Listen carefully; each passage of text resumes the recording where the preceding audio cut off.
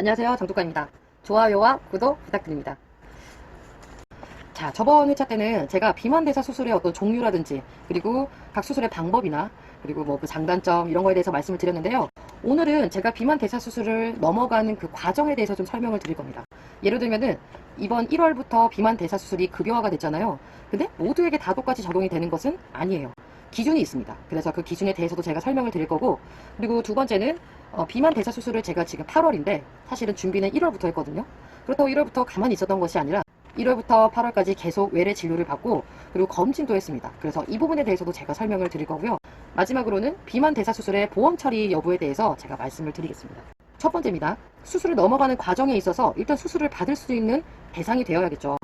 예전에는 제가 말씀드렸지만 이 비만이라는 것은 아무래도 개인의 영역이다 보니까 수술이 건강보험 적용이 안 됐어요. 그래서 보통 700만원에서 100만원 정도는 들여야 그 수술을 진행을 할 수가 있었습니다. 그런데 지금은 1월 1일부터는 그게 급여화가 되다 보니까 자기 부담금을 했을 때 150만원에서 200만원, 많게는 뭐 300만원까지도 들 수 있겠지만 그 정도만 있으면 비만 대사 수술을 할 수 있게 되었습니다. 자, 이거는 기준이 있는데 제가 이거는 사실 뭐 의학적인 지식으로 말씀을 드리는 것이 아니라 법령에 나와 있는 거기 때문에 이거를 읽어드리는 걸로 생각을 하시면 되겠습니다. 자, 첫 번째는 가장 기준이 되는 거는 체질량 지수예요. 그래서 BMI라고 아시죠? 그 BMI가 사실 가장 중요합니다. 제일 첫 번째는 아까 말씀드린 대로 체질량 지수가 35 이상인 환자, 그러니까 고도 비만의 환자인 경우에는 비만 대사 수술의 급여화 대상이 됩니다. 그리고 두 번째는 체질량 지수가 30에서 35인 거예요. 바로 35 이상이 아니라 35는 안 되지만 30에서 35 사이라는 거예요. 그러면서 비만 관련한 질환을 같이 동반하고 있어야 돼요. 예를 들면은 고혈압이나 당뇨라든지 고지혈증이라든지 이런 걸 같이 가지고 있어야 됩니다. 그리고 뭐 이외에도 전문가의 판단에 따라서 수술 여부를 고민할 수 있겠죠. 그러나 이것은 제가 말씀드릴 수 있는 부분이 아니다 보니까 의사 선생님과 반드시 상담하시고 나서 내가 이것에 적용이 되는 환자인지를 정확히 아시는 것이 필요할 것 같습니다. 두 번째입니다. 두 번째는 제가 수술을 받기까지의 과정을 말씀을 드리겠습니다. 제가 맨 처음에 말씀을 드렸을 텐데 제가 이거에 대한 정보를 찾는 게 절대 쉽지가 않았어요. 굉장히 검색을 많이 해봤습니다. 근데 한정적이에요. 왜냐면 아직 비만대사 수술을 굉장히 많이 흔히 받는 수술이 아니기 때문입니다. 그래서 제가 스스로 1월부터 뭐 당뇨 카페나 그런 곳에 검색을 하면서 좀 알아봤는데요. 제가 보니까 대부분 비만대사 수술을 하고 계시는 의사 선생님들은 개인 블로그나 카페를 가지고 있어요. 그래서 거기 가입을 해야지만 그 선생님에 대한 정보나 또 뭐 거기서 수술을 받은 사람들의 후기라든지 이런 걸 볼 수가 있습니다. 그러나 그것도 아무래도 한정적이죠. 그 선생님한테 받은 환자분들만 볼 수 있기 때문에 저는 되도록 많은 곳에 가입을 해서 이것저것 이렇게 찾아보기도 했습니다. 자, 기본적으로 저는 일단은 당뇨 카페에서 지금 수술을 받을 선생님 성함을 발견했어요. 정말 발견했습니다. 그래서 제가 그분의 어떤 논문이나 아니면 뭐 학술지라든지 아니면 그분이 하셨던 학회 이런 뭐 그런 것들을 찾아본 결과 이분이 비만 대사 수술에서 영향력이 있는 분이라는 걸 알게 됐어요. 그래서 제가 그분이 계신 병원을 찾아갑니다. 그게 1월이에요. 자, 그렇게 1월에 내원을 해서 진료를 처음 받게 됩니다. 물론 그냥 받은 건 아니고요. 예약을 하고 그리고 내원을 했겠죠. 자, 지금부터는 제가 내원을 하고 나서의 과정을 간단히 설명을 드릴게요. 이거는 병원마다 선생님마다 다 다를 수 있기 때문에 정답이 없습니다. 저의 경험에 의해서 말씀을 드리는 거기 때문에 참고만 해주시기 바라겠습니다. 자, 첫 내원을 하게 되면서 가장 기본적으로 키나 몸무게, 혈압이나 이런 기본적인 건강 검진을 합니다. 그리고 몇 장의 종이를 줘요. 그 안에 내가 여태까지 했던 다이어트의 과거력을 쭉 적는 란이 있어요. 심지어 제가 좋아하는 음식을 적는 칸도 있었습니다. 어쨌든 저에 대한 건 다 적어가요. 그리고 진료를 봅니다. 선생님을 딱 만났을 때 기본적으로 하는 거는 수술 방법에 대한 이야기를 합니다. 이런 수술이 있고 이런 수술이 있다. 그리고 결정을 하는 건 아니지만 어쨌든 수술에 대한 어떤 일정 조율도 같이 진행을 합니다. 그렇게 매달 적게는 2번 아니면 1번 정도로 계속 외래를 하면서 선생님을 만나요. 저 같은 경우에는 그때마다 수술 방법에 대해서 계속 의논을 했어요. 왜냐면 같이 얘기할 때는 생각나지 않았던 질문들이 집에 가면 생각이 나요. 그래서 그걸 다 적어보고 또 미리 찾아보고 그거에 대한 것이 맞는지에 대해서 선생님을 다시 뵀을 때 물어보고 또 답을 얻어봤습니다. 그렇게 수술 날짜가 될 때까지 계속 그 수술 방법에 대해서 이야기를 많이 나누었어요.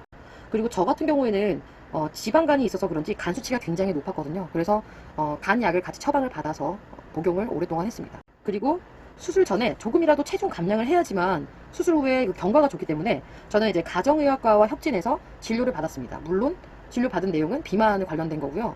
뭐 식욕 억제제라든지 아니면 그 외에 뭐 주사를 놓는 방식으로 지방을 분해한다든지 이런 것들을 계속 몇 개월 동안 진행을 했습니다.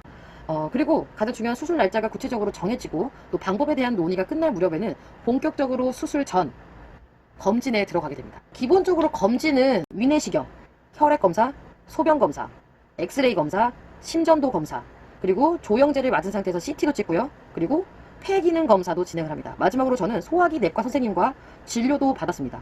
물론 코골이가 심한 분들은 무슨 수면 다원 검사 같은 것도 진행을 한다고 했어요. 근데 저는 안 했습니다. 위내시경은 뭔지 아실 거고, 혈액 검사도 뭐 기본적인 혈액 검사입니다. 소변 검사도 마찬가지고요. 엑스레이 검사 같은 경우에는 뭐 속옷을 탈의한 후에 찍는 거니까 미리 이렇게 와이어가 없는 속옷을 입고 가시는 게 가장 좋습니다.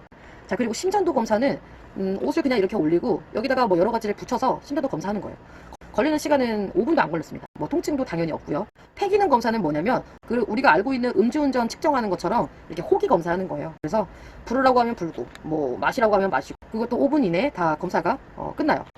가장 중요한 거는 이제 조영제인데요. 이 CT를 찍는 게 그냥 조영제 없이 한번 찍고, 그 다음에 조영제를 넣은 상태에서 또 한번 찍어요. 해보신 분들은 이미 아시겠지만 조영제가 없는 상태에서 찍을 때는 아무렇지도 않아요. 그냥 들어가서 찰칵찰칵찰칵 하고 그냥 넘어가요. 문제는 조영제를 넣었을 때인데, 저 같은 경우에는 조영제를 넣었을 때 밑이 빠지는 느낌이 들고 온 몸이 타들어가는 느낌이 들었어요. 어쨌든 기분 좋은 느낌은 아니지만 참을만은 했습니다. 자, 이렇게 모든 검진을 하루 안에 다 마쳤어요. 정말 힘듭니다. 이 검진은 최소 6시간을 금식을 해야 돼요. 근데 저는 오후에 1시쯤에 예약을 해서 다 끝마치고 나니까 뭐 3시인가 4시 정도 됐거든요. 굉장히 체력적으로 많이 힘듭니다. 배도 고파요. 그래서 가급적이면은 최대한 오전에 예약하시는 게 가장 좋습니다. 자, 그리고 마지막으로 이 비만 대사 수술의 실비 보험 문제에 대해서 말씀을 드리겠습니다. 자, 대부분의 보험사에서는요, 그 약관 기준에 비만에 대해서는 책임을 지지 않겠다는 면책 조항을 넣고 있습니다. 물론 이것이 고도비만 환자의 비만 대사 수술을 염두에 두고 넣은 조항은 아닙니다. 비만약을 복용하거나 아니면 지방흡입 같은 미용 수술을 하게 될 경우 이를 보험회사에서 커버해주지 않으려고 이제 이 면책 조항을 넣은 것입니다. 근데 문제는 이 고도비만 대사 수술이 그 면책상 그 하위 분류에 속해 있어서 문제가 되는 것입니다. 1월 1일부터 이 고도비만은 질병이라는 것을 국가에서 인정을 했어요. 그리고 이 비만 대사 수술을 그 건강보험 테두리 안에 갖고 들어왔어요. 그럼에도 불구하고 보험회사들은 그 약관 기준을 근거로 실비 지급을 거부하는 일이 많아요. 물론 방법이 아주 없는 것은 아닙니다. 첫 번째, 우선 당뇨가 있어야 돼요. 당뇨병 치료를 1차 목적으로 수술하는 대사 수술은 이 비만 수술하고는 다르게 그 고도 비만 코드를 뺄 수가 있습니다. 하지만 이걸 위해서는 환자분이 수술 전에 당뇨병 진단을 받아야 돼요. 그리고 약이나 인슐린으로도 혈당 조절이 잘 되지 않는다는 병력이 있어야 돼요. 그러니까 이 수술을 하려고 검사하면서 우연히 발견된 당뇨병에 대해서는 이를 적용하는 게 어려울 수 있다는 거예요. 그렇지만 조절되지 않은 당뇨병으로 대사 수술을 진행하는 거라면 비만 코드를 빼고 당뇨병으로 주 진단을 넣을 수 있습니다. 그렇게 되면은 실비보험을 받을 수도 있습니다. 실제로 제가 가입한 카페에서도 그렇게 해서 실비보험을 받으신 분들이 좀 많았어요. 그런데 고도비만과 동반된 질환, 뭐 고혈압이나 지방간을 진단명에 같이 넣는 거, 이거는 사실 잘 모르겠습니다. 반반인 것 같아요. 이거는 보험사마다 다르기 때문에 아예 안 주는 경우도 있고 또 금액의 일부분만 받았다고 하시는 분들도 있었어요. 이거는 직접 보험사와 얘기를 해보시고 또 의사 선생님과 상의를 분명히 해보셔야 될 것 같습니다.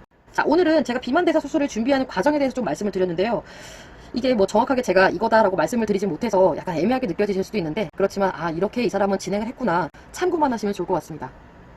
제가 1월부터 8월까지 굉장히 심사숙고해서 내린 결정이기 때문에 후회 없이 수술을 받을 것 같고요. 일단 당장 내일 모레인데 좀 걱정이 되긴 하지만 잘 다녀오겠습니다. 감사합니다.